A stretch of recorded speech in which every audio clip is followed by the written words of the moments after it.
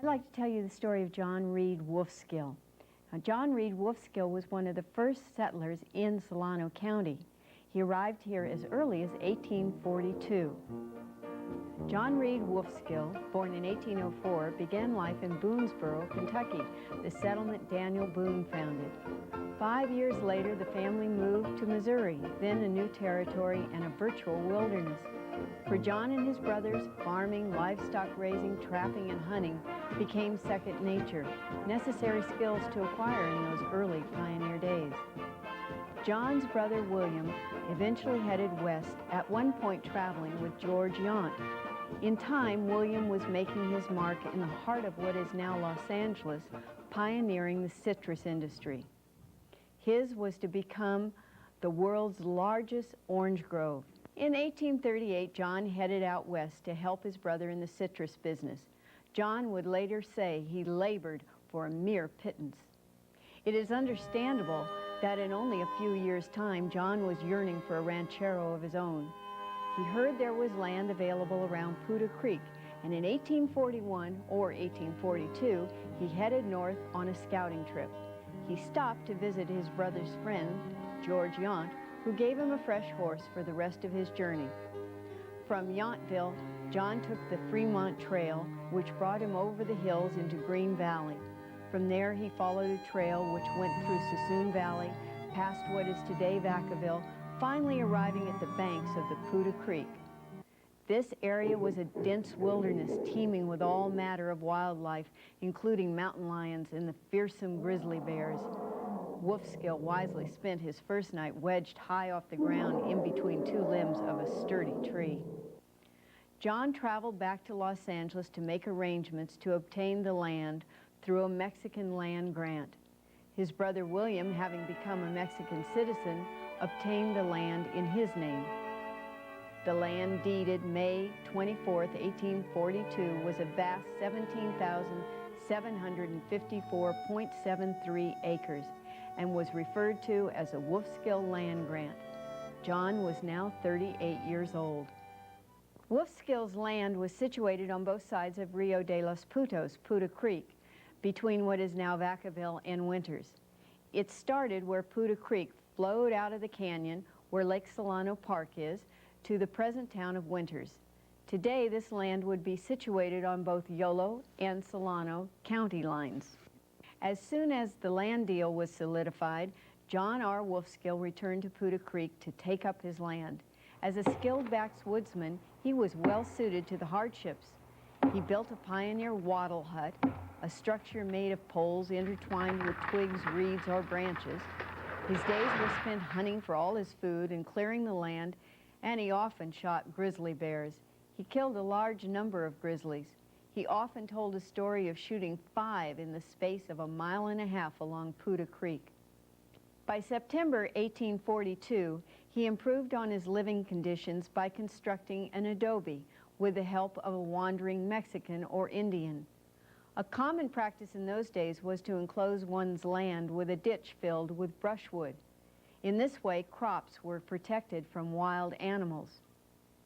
John Wolfskill had obtained this land with the express purpose of developing a large farm. He returned from Los Angeles laden with nuts and fruit seeds of every variety. Among them were figs, olives, walnuts, oranges, apricots, and mission grapes. He cleared the land, he planted his seeds and cuttings, and watered them religiously with the fresh, clear water flowing in the Poudre Creek. As time progressed, he would often break the solitude of his life by riding horseback to visit his nearest English-speaking neighbors, John Sutter in Sacramento or George Yount in the Napa area. His other neighbors were Vaca and Pina, who badly wanted Wolfskill's land on Poudre Creek. They attempted to take it by force. This dispute went to court and lasted years. It wasn't until 1854 that the United States Land Commission confirmed Wolfskill's original boundaries. By 1856, John owned his land outright, having purchased it from his brother William for a total of $75,000. We can imagine that this price tag was vastly more than the original purchase price. Throughout the years, John made several trips to Los Angeles, swimming his horse across the Carquinez Straits. One time he returned with 96 cattle. In memory of this, the future brand of the Wolfskill Ranch was 96. Always on his trips south, he brought back more seeds and cuttings, enabling him to add to the varieties of fruits, nuts, and vines he was growing. Among these were 2 date palm seeds. They fruited the first commercial dates in the United States in 1877. Wolfskill's plantings proved fruitful indeed. During the gold rush era, 1848 through the early 1850s, all sorts of goods brought top dollar. John's fresh fruit sold for $1 a pound in Sacramento. He was able to capitalize on his cattle, processing it into dried beef, which was in high demand in the gold fields.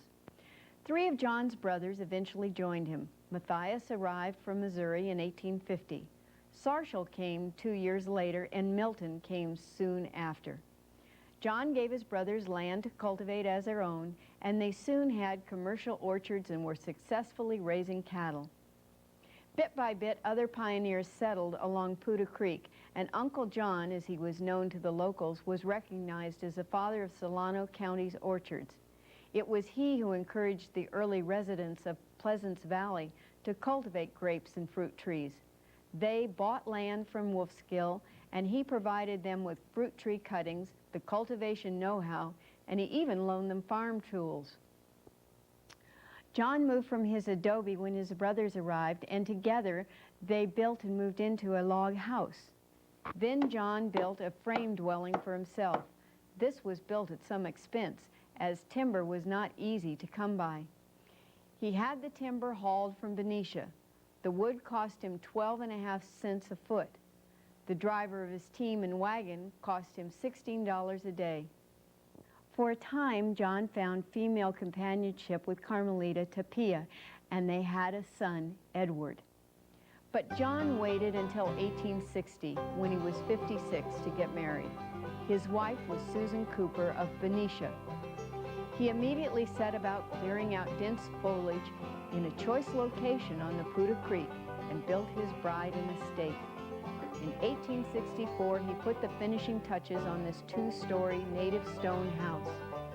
An avenue of olive trees provided a magnificent entry to the mansion, and the home was surrounded on every side by fruit orchards. Here the couple raised Edward and their 3 daughters. It may be noted that Edward's mother, Carmelita, was forbidden to set foot in Susan Cooper Wolfskill's home. Edward was eventually given a homestead on his father's property, and he became his father's business manager. 28 years after John and Susan's mansion was built, it was destroyed by an earthquake in 1892. Wolfskill had now reached his 88th birthday. His daughter Frances and her husband, Mr. Taylor, undertook the construction of the mansion's replacement. It was a 17-room structure, said to be fashioned after the Palace Hotel in San Francisco. It had an interior courtyard and the 96 brand over the entrance. This would be the Wolfskill headquarters until 1948, when this beautiful home was destroyed by fire. John Reed Wolfskill lived in the new mansion for the next 5 years, enjoying his place in local history as the most prominent fruit grower of the area. John Reed Wolfskill died in 1897 at age 93. He died a man of wealth with a fine reputation.